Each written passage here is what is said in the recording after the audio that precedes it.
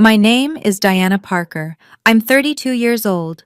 3 weeks ago, I stood in a ballroom filled with 150 people, my father's colleagues, business partners, and family friends, and watched my mother lean into a microphone and say, "At least Diana found a husband, even if we don't know what he does for a living." The room laughed. My father smiled. My sister smirked. And my husband, the man they'd dismissed as a nobody for 4 years, slowly pushed back his chair and stood up. What happened next made my father's business partner drop her wine glass, made my mother go pale, and made my sister finally understand why I'd never once asked our parents for money. Before I tell you this story, please take a moment to like and subscribe, but only if you genuinely enjoy it. And I'd love to know, where are you watching from, and what time is it there? It started 6 years ago, the night I met Marcus. I was 26, exhausted from a long day of parent-teacher conferences and desperate for caffeine. The coffee shop near my school was crowded, but there was one empty seat, across from a man typing furiously on his laptop. "Mind if I sit here?" I asked. He looked up. Dark eyes, warm smile. "Please." We didn't talk much that first day. He worked. I graded papers, but when I got up to leave, he said, "Same time tomorrow?" I came back. So did he. For 2 months, we shared that table. He told me he worked in education. I told him I taught third grade. He never asked about my family's money. I never asked about his. It was the first time someone saw me. Not my father's company, not my sister's shadow, just me. When Marcus finally asked me to dinner, I said yes before he finished the sentence. We dated for 2 years. Simple dates, farmers markets, movie nights. He cooked for me in his modest apartment, and I fell in love with the way he listened, really listened, when I talked about my students. When he proposed, I didn't tell my parents for 3 weeks. I knew what they'd say. "He works in education?" My mother's voice dripped with disappointment. "What does that even mean?" "It means he helps kids learn," I said. "So he's a teacher, like you." She sighed. "Diana, I had hopes for you." Marcus never pushed me to explain more about what he did. Once I asked him why. He took my hand and said, "I don't want your family to like me for what I have. I want them to like me for who I am." I didn't understand then, but I learned early that in my family, your worth was measured in dollar signs. So I stopped bringing people I loved into that equation. The signs were always there. I just didn't want to see them. Every Thanksgiving, every Christmas, every birthday dinner, the pattern repeated like a broken record. "Madison, tell everyone about the Henderson deal," my mother would say, beaming at my sister. $2 million, can you believe it? Madison would flip her hair, launch into some story about client negotiations, and the whole table would lean in like she was announcing a cure for cancer. Then my mother would turn to me. "And Diana, you're still teaching?" She said, teaching the way someone might say unemployed. "Third grade now," I'd say. "I have this one student, Emma, who couldn't read 6 months ago. Last week she finished her first chapter book and—" "That's nice, dear." My mother would already be looking at her phone. That was sign number 1. Sign number 2 hurt worse. Last spring, my students put on a play. They'd worked for months, memorizing lines, painting sets, making costumes from cardboard and glitter. I invited my parents. "Dad, it's on the 15th, 3 o'clock. I'd really love for you to come." My father checked his calendar. "I have real meetings, Diana. Maybe next time." He'd visited Madison's office 12 times that year. I counted. The week before the play, Madison whispered to me at Sunday brunch, "You know Dad's disappointed, right? You had the same opportunities I did." I wanted to scream that our opportunities weren't the same. She wanted the corner office. I wanted to matter to someone, but I just smiled and said nothing. Marcus was there beside me. He heard everything. That night, he held me and said, "Your worth isn't determined by them." I wanted to believe him, but all those small humiliations, they were just the warm-up. The retirement party was where everything exploded. The invitation arrived on a Tuesday, an email, not even a proper card. You are cordially invited to celebrate Robert Parker's retirement after 40 years of excellence in real estate development. Madison got a hand-calligraphed invitation delivered by courier. I know because she posted it on Instagram. My mother called that evening. Diana, I need to discuss the seating arrangements. Okay? You and Marcus will be at table 14. I pulled up the venue layout on my laptop. Table 14 was in the back corner, near the kitchen doors. Mom, that's the furthest table from the stage. Well, we have important guests. The Walshes are coming, the Hendersons, people your father actually does business with. I swallowed the lump in my throat. Fine. And Diana, wear something nice. There will be important people. She paused. Try not to talk too much about your little school. These people have real careers. She hung up before I could respond. That night, I sat on the edge of our bed, staring at my phone. Marcus came in, saw my face. They seated us by the kitchen, didn't they? I nodded. Do you want me to come? I hesitated. Part of me wanted to protect him from them, but another part, a part I'd been silencing for years, was tired of facing them alone. Yes, I whispered. Please. Marcus sat beside me, took my hand. I've been quiet for 4 years because you asked me to, but if they hurt you again, I won't just sit there. His voice was calm, but there was something underneath, something I hadn't heard before. Marcus, what are you? He looked at me steadily. I think it's time. Time for what? I didn't ask. Maybe I was afraid of the answer. The night before the party, I couldn't sleep. I kept thinking about the future, about the children Marcus and I talked about having someday, about what I'd teach them. Would I teach them to stay silent when someone humiliated them? To smile and nod while being dismissed?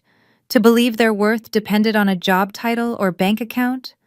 No, absolutely not. So why was I still teaching myself those lessons? I thought about the last family dinner. Madison had announced her promotion, Senior Vice President of Marketing at Dad's company. Everyone applauded. Champagne was poured. Then she'd leaned over to me and whispered, loud enough for the whole table to hear. Diana married down.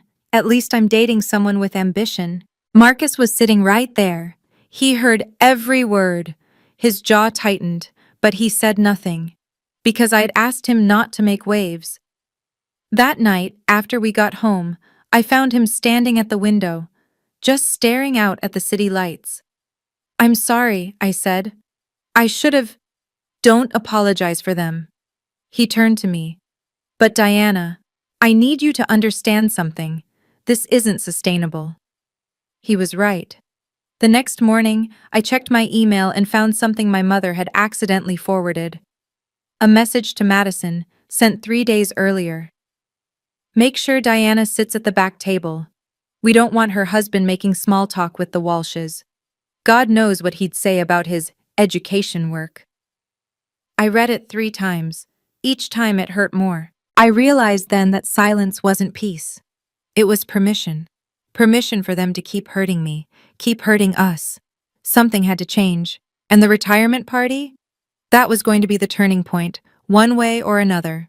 The grand ballroom of the Hartwell Hotel was everything my father loved. Excessive, expensive, and designed to impress.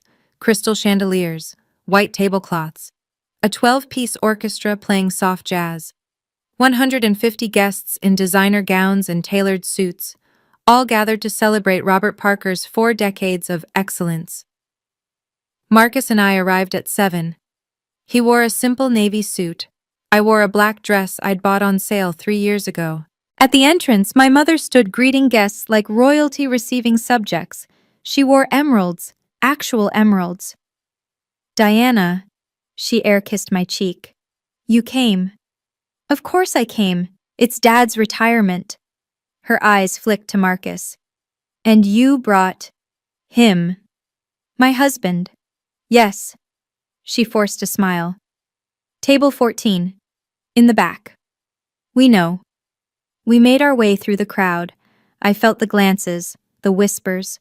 Parker's older daughter, the teacher, married to nobody special.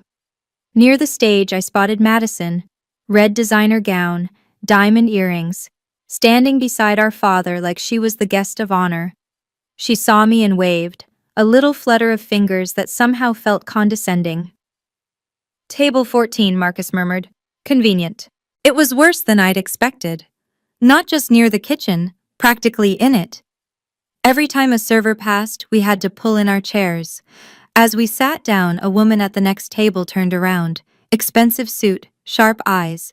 I recognized her. Jennifer Walsh, one of my father's biggest business partners.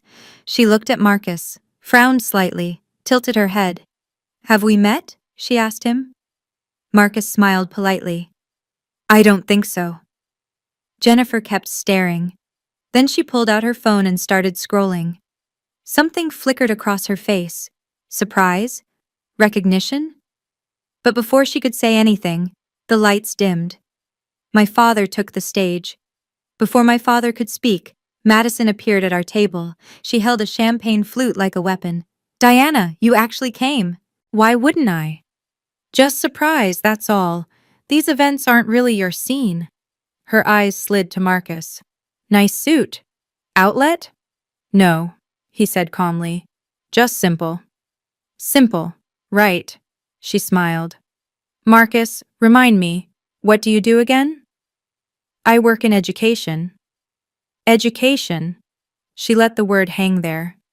Like tutoring? SAT prep? Something like that. So like Diana then, birds of a feather. Madison laughed at her own joke. Well, at least you have each other. I felt heat rising in my chest. My hands trembled under the table. Madison, I said quietly, don't you have somewhere else to be? Relax, sis. I'm just making conversation. She sipped her champagne. Dad's about to speak. Try not to look too bored. We have photographers. She sauntered away, hips swaying, clearly pleased with herself. Under the table, Marcus took my hand. His grip was firm, steady. You okay? He asked. No. Do you want to leave? I looked at my father on stage, at my mother beaming from the front row, at Madison positioning herself for the perfect photo op. Not yet, I said. I need to see this through. Marcus nodded slowly. She doesn't know what she's mocking. That's the saddest part. I didn't understand what he meant. Not then. The orchestra fell silent. The room settled. My father tapped the microphone. Welcome, everyone. Thank you for being here tonight. 150 faces turned toward the stage, smiling expectantly, and I sat in the back, near the kitchen, holding my husband's hand, telling myself that this time would be different. It wasn't. It was worse. My father had always been good at speeches, confident, commanding, the kind of voice that made people lean forward. 40 years, he began. 40 years of building something from nothing. 40 years of deals, negotiations, and yes, a few sleepless nights. Polite laughter rippled through the crowd. But I didn't do it alone. He gestured toward the front table. My wife, Helen. My rock. My partner in everything. My mother pressed a hand to her chest, eyes glistening on cue. And my daughter Madison. His voice swelled with pride. My legacy at the company. Senior Vice President at 28, the future of Parker Real Estate. Madison rose slightly from her seat, accepting the applause like she'd just won an Oscar. The photographers' cameras flashed. Madison has exceeded every expectation, my father continued. She has my drive, my instincts, and frankly, my ruthlessness. More laughter, more applause. I sat there waiting, hoping. Of course, family is more than business, he said. I'm blessed with 2 daughters. My heart lifted. Maybe this time. My father's eyes found me across the ballroom. He smiled. But the smile didn't reach his eyes. It was the smile he gave difficult clients. And Diana, my eldest. A pause. Too long. She's still trying to figure out what to do with her life. Scattered laughter. Awkward. Uncomfortable. But we love her anyway. He said it like a punchline. I felt the blood drain from my face. 150 people were looking at me now, some pitying, some amused, some just curious about the lesser daughter. Marcus's hand tightened around mine. When I looked at him, his expression was stone. My father had already moved on.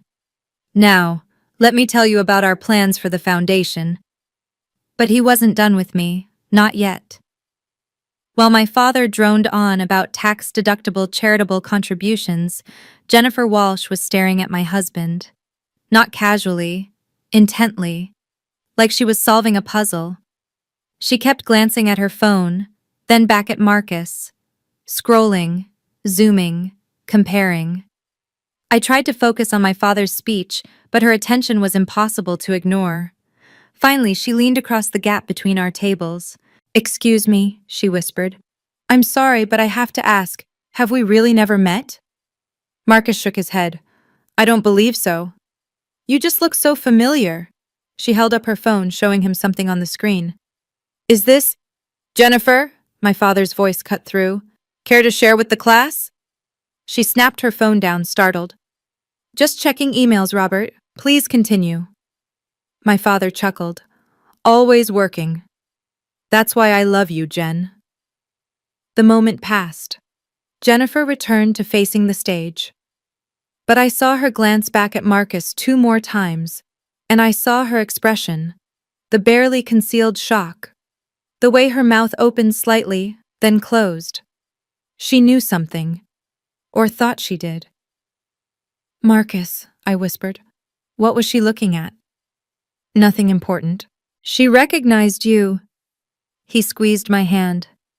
"Let it go. For now." For now. What did that mean? Up on stage, my father was wrapping up his speech. "But enough about business. Let's talk about what really matters. Family." He extended a hand toward my mother. She rose gracefully and joined him on stage. "Helen, would you like to say a few words?" My mother took the microphone with the practiced ease of a woman who'd been performing her entire life. "Thank you, darling." She scanned the crowd, and then her eyes locked onto me. I knew that look. It never ended well. 3 hours earlier, as we were getting ready for the party, Marcus had done something strange. He'd reached into his briefcase and pulled out a plain white envelope, thick, official-looking. He slid it into the inside pocket of his suit jacket. "What's that?" I'd asked. "Insurance." "Insurance for what?" He'd looked at me then, really looked at me, and said, "For you, in case they go too far." I hadn't asked what was inside. Honestly, I didn't want to know. Part of me hoped we wouldn't need it, that this night would be different. But sitting here now, watching my mother take the microphone with that predatory smile, I thought about that envelope. What kind of insurance did Marcus have? And what did he think might happen tonight that would require it? "I want to say something about family," my mother announced, "about the people who make everything worthwhile." Her gaze swept the room, landing briefly on Madison, warmly, on various guests, politely, on me, with something that looked almost like contempt. "Robert and I have been blessed," she continued, "truly blessed.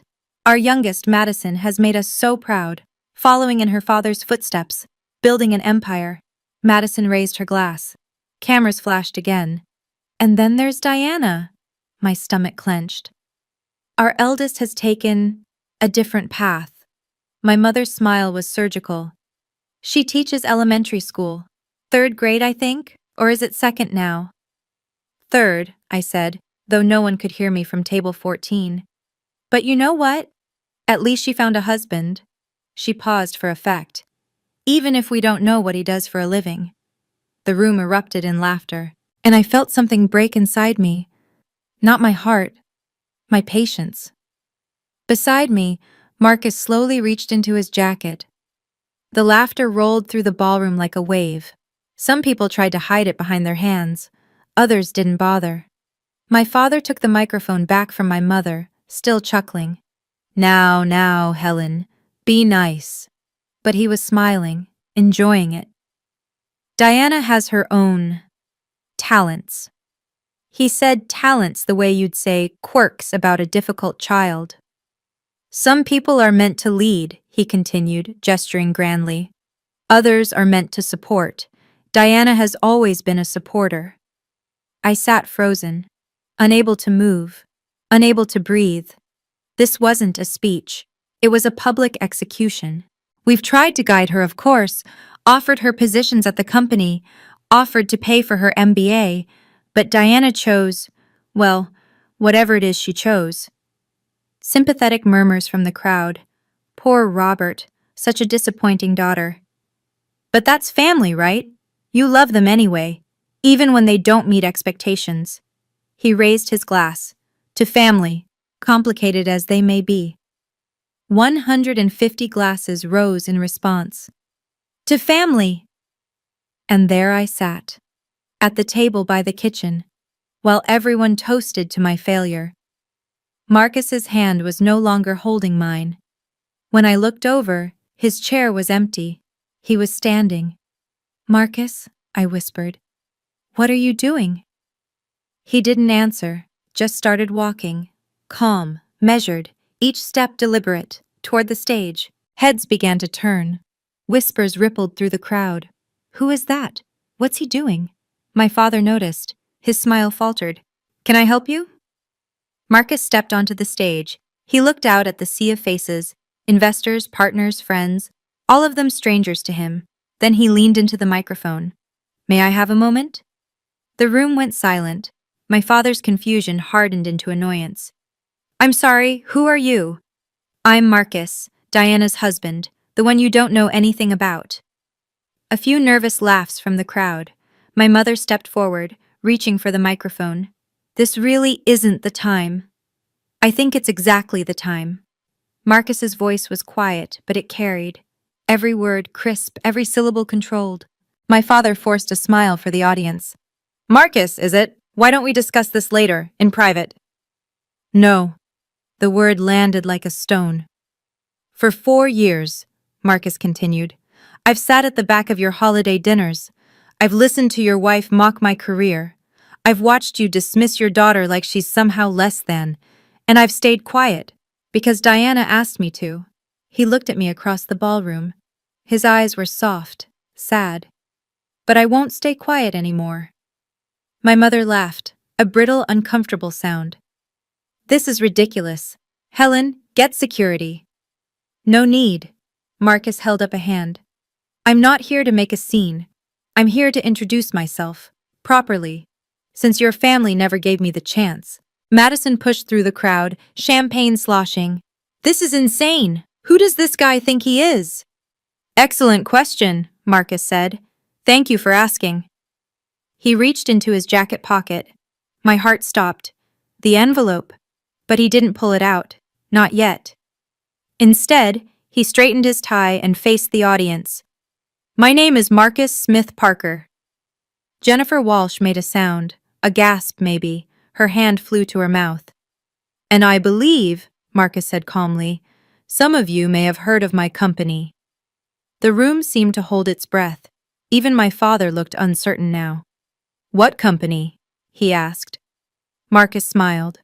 Before Marcus could answer, Madison grabbed the microphone. Okay, enough of this. She positioned herself between Marcus and the audience. Diana, come get your husband. He's embarrassing himself. I'm not finished, Marcus said. Yes, you are. Madison's voice dripped with condescension. Look, I get it. You feel defensive because we pointed out the obvious. But let's be real here. She turned to the crowd, playing to them now. Diana married a guy who probably makes less than my assistant, and that's fine, really. Not everyone can aim high. Someone actually laughed, a loud, braying laugh from the back of the room. Maybe he's a tutor. Maybe he grades papers. Whatever working in education means. Madison made air quotes. The point is, this is Dad's night, not your night. So please sit down, go back to your little corner, and let the adults finish celebrating. She thrust the microphone at Marcus, expecting him to take it and slink away. He didn't. Instead, he took the microphone. And he smiled. Not a smug smile. Not a vengeful one. Just calm. "You're right," he said. "This isn't my night. But it became my night when your family publicly humiliated my wife in front of 150 people." Madison rolled her eyes. "Oh my God, so dramatic." "I work in education," Marcus continued, ignoring her. "You're right about that, but I don't grade papers, I don't tutor." He paused. Let the silence build. "I build educational platforms, technology that helps millions of children learn." Jennifer Walsh was nodding now, her face pale. "I knew it," she whispered. "I knew I recognized him." Madison's smirk flickered. "What are you talking about?" "My company," Marcus said, "is called EduSpark." Someone in the crowd gasped, and everything changed. "Okay, I need to pause here for a second.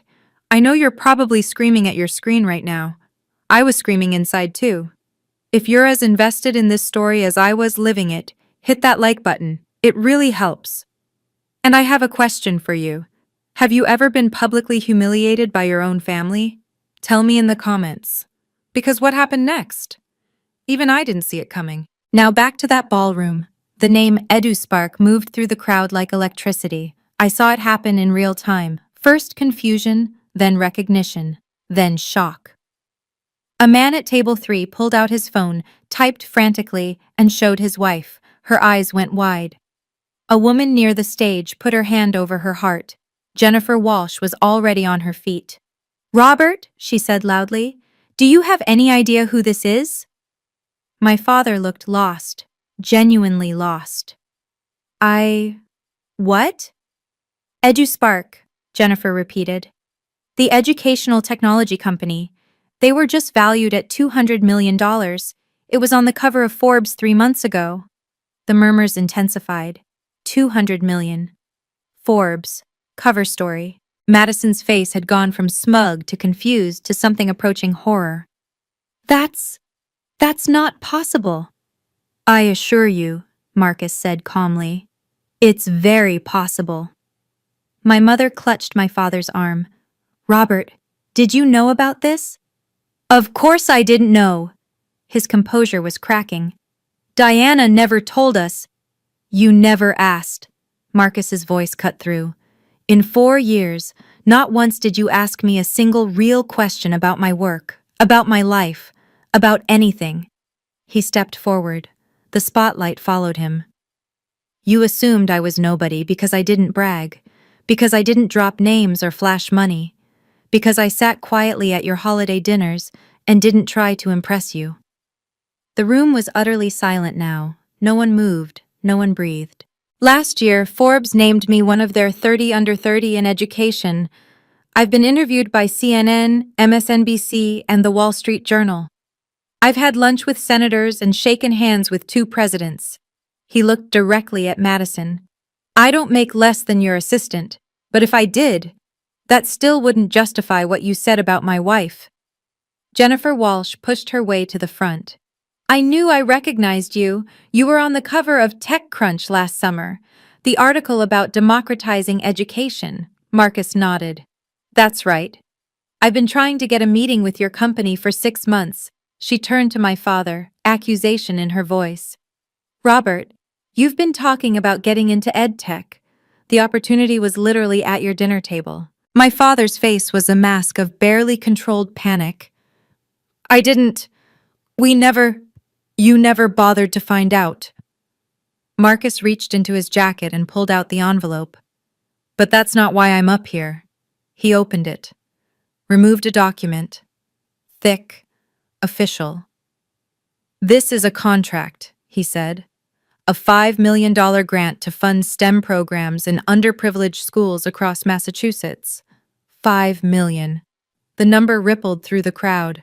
"The first recipient?" Marcus looked at me. His eyes were shining. "Lincoln Elementary, Diana's school."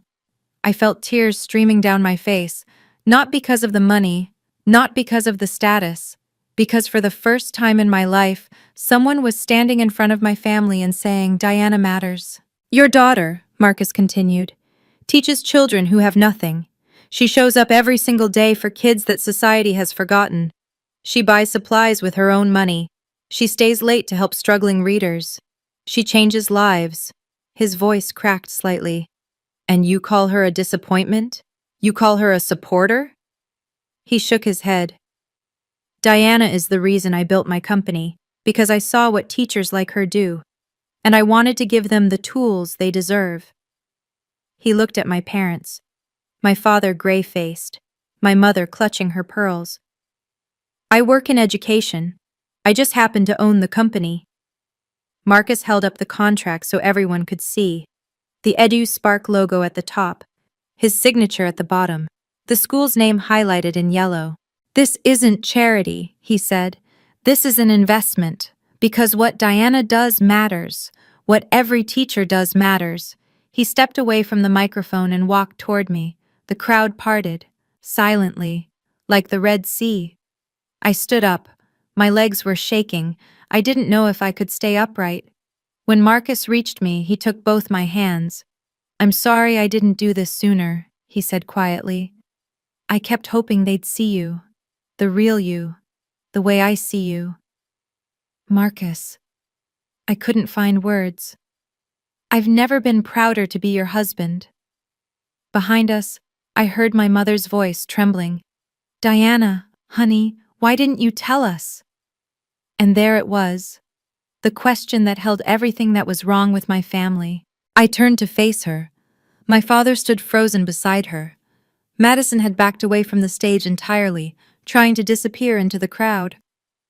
"Would it have mattered?" I asked. "Of course it would have." "Really?" I felt something hardening inside me, not anger, clarity. "You've been dismissing me for 32 years. You've made me feel worthless at every opportunity.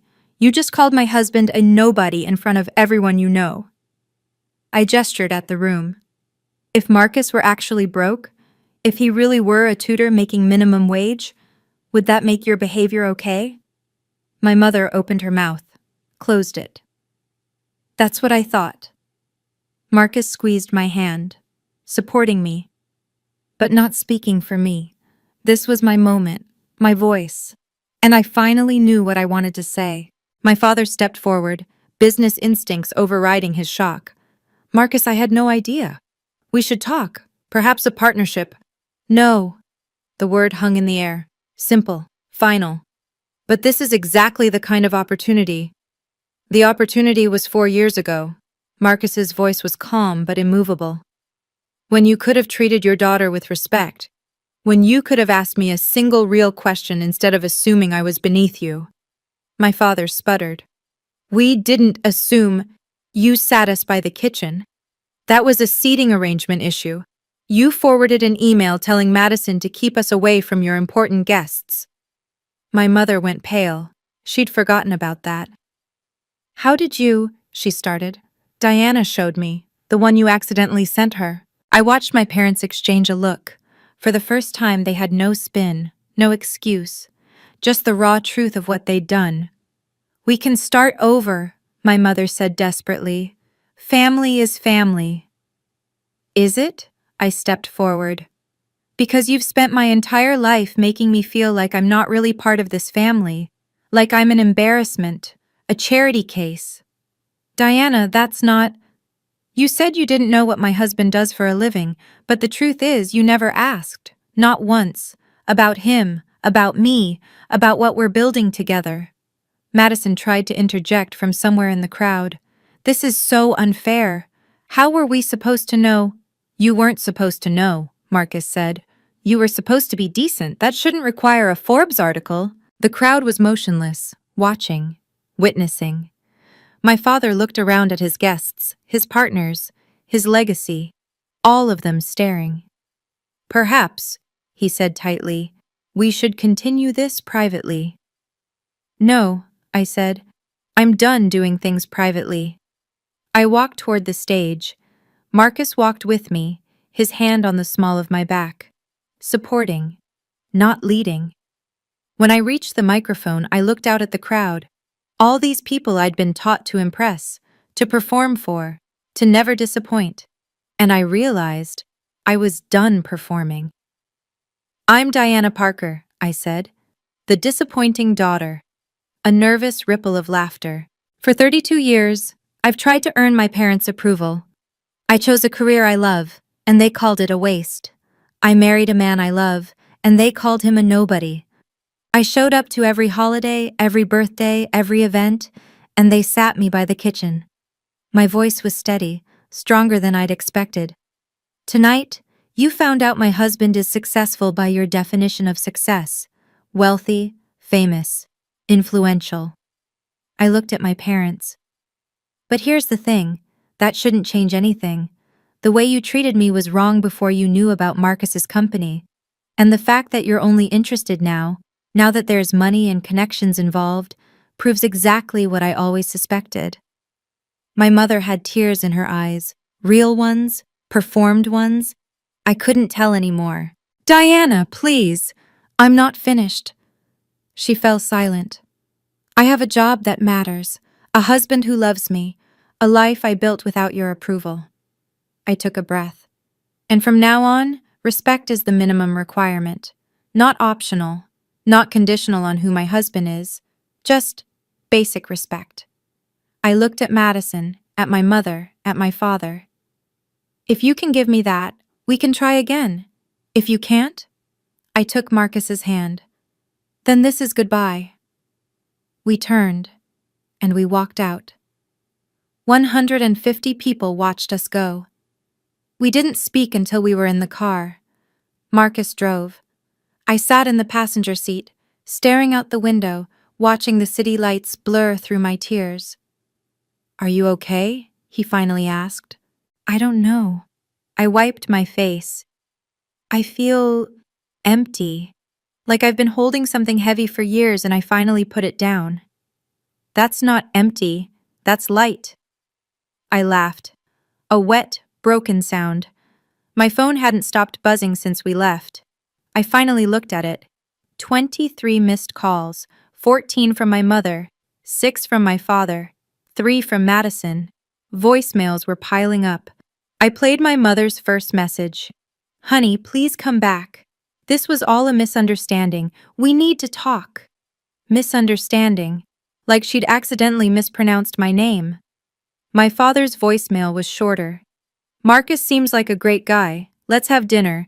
I have some ideas about—" I deleted it before he could finish pitching a business deal. Madison's text was the most revealing. I read it out loud to Marcus. "I can't believe you hid this from us. That's so selfish." He shook his head slowly. "Selfish. She still thinks she's the victim.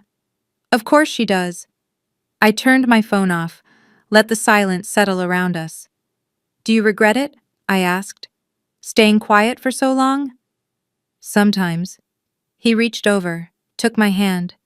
"But I didn't do it for them. I did it for you. Because you asked me to." "I know." "And tonight?" I thought about it, about my mother's face, my father's panic, Madison's horror. "Tonight," I said. I finally said what I needed to say. "Are you glad?" I watched the road ahead, dark, uncertain. "Not yet," I admitted. "But I think I will be." The fallout started the next morning. Jennifer Walsh called Marcus at 8 a.m. I listened from the kitchen while making coffee. "I want to apologize for last night," she said. "I had no idea Robert's family would—" "Well, that was appalling." "It wasn't your fault," Marcus said. "Still, I've been trying to get a meeting with EduSpark for 6 months. I kept going through Robert, thinking he might have connections. Turns out the connection was at his daughter's table." She laughed, but there was an edge to it. "Anyway, I'd love to discuss partnership opportunities. When you're ready." After she hung up, Marcus looked at me. "Jennifer was my father's biggest potential investor." "Was?" "She called him this morning, withdrew her interest in his development project." I should have felt satisfied. I didn't. But I didn't feel guilty either. Over the next week, the story spread through Boston's business community like wildfire. Robert Parker's family publicly humiliated a $200 million CEO at his own retirement party. Not just any CEO, the Forbes 30 Under 30 CEO who'd been on CNN. The optics were devastating. Two deals my father had been cultivating for months fell through. The partners cited concerns about judgment and reputational alignment. In business, I learned, reputation is currency. That night, my father's account was overdrawn. Madison was quietly removed from the Henderson project, too much awkwardness apparently. She blamed me, of course. Texted me a long rant about how I'd destroyed everything. I didn't respond. The most surprising call came from my father's company's PR team.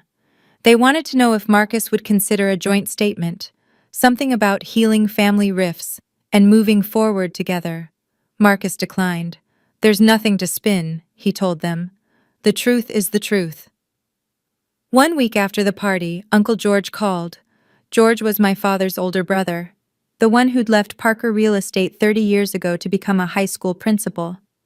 The one my father called the family disappointment before I inherited the title. Diana. His voice was warm, familiar. I heard about the retirement party. I'm sure you did. I've been telling Robert for years he was wrong about you. I felt something loosen in my chest.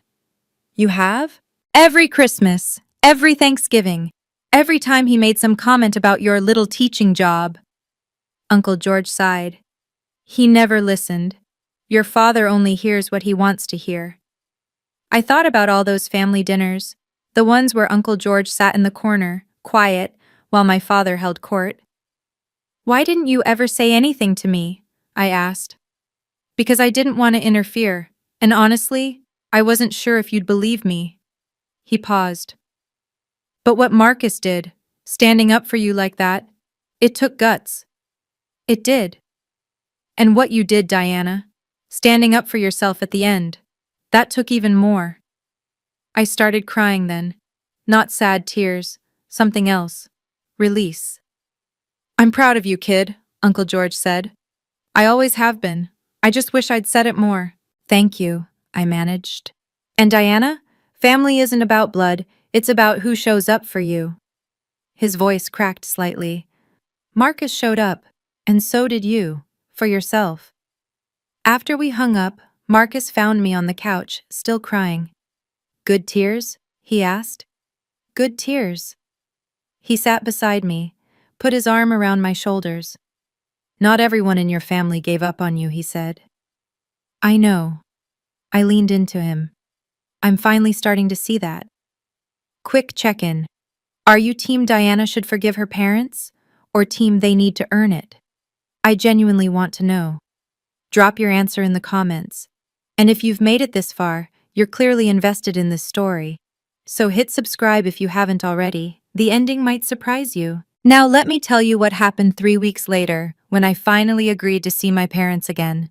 I chose a coffee shop, neutral ground, public enough that they'd have to behave. My parents were already there when I arrived. They looked older somehow, smaller. My father was wearing a polo shirt instead of his usual suit.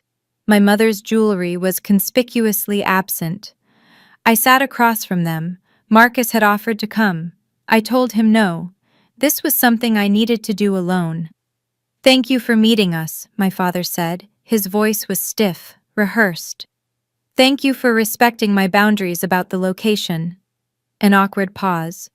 Diana, my mother started, we want to start over. Starting over requires acknowledging what went wrong. Another pause. They exchanged glances. We were hard on you, my father admitted, because we wanted more for you. No. I kept my voice level. You were hard on me because I didn't fit your definition of success. There's a difference. My mother's eyes glistened. We just wanted you to have security, a stable future. I have security. I have stability, just not the kind you respect. We do respect. Mom. I held up my hand. You called my husband a nobody in front of 150 people. You seated us by the kitchen. You forwarded emails about keeping us away from your important guests. She had nothing to say to that. I'm not looking for apologies, I continued. Words are easy. I'm looking for change. What kind of change? My father asked. Basic respect, real questions, actual interest in my life, not just when it benefits you. I looked at both of them. I'll give you a chance, but it's conditional, respect first, always. My mother nodded. My father cleared his throat. We can do that, he said. We'll see. That night, Marcus and I sat on our balcony. The city sparkled below us. A bottle of wine between us, half empty. How do you feel? He asked. I thought about it. Really thought. Like I'm finally starting over. Not with them, with myself. He nodded. Any regrets? Only that I waited so long. I leaned against him, feeling his warmth, his steadiness. You know what's strange? I said. All those years, I thought I needed their approval to be happy, to feel like I mattered. And now I realize I always mattered. I just needed to believe it myself. Marcus kissed the top of my head. You changed thousands of children's lives. You showed up every single day for kids nobody else cared about. That matters. I know. And for the first time, I actually believed it. We sat in comfortable silence for a while. The sounds of the city drifted up. Distant traffic, someone laughing, a dog barking. What happens next? Marcus asked. I smiled. We keep building. The school program. Our life. Whatever comes. Together? Always together. I thought about my students. About Emma, who could finally read. About the STEM program that would change everything. About the life I'd built with my own hands, my own heart. I thought about my parents. Maybe they'd change. Maybe they wouldn't. But either way, I was done waiting for their validation. The people who love you don't make you prove your worth. They celebrate it. Marcus had taught me that. And now I was teaching it to myself. You know what? I said. What? I smiled at him. Really smiled. I think I'm going to be okay. And for the first time in 32 years, I meant it. And that's my story. Thank you for being here until the very end.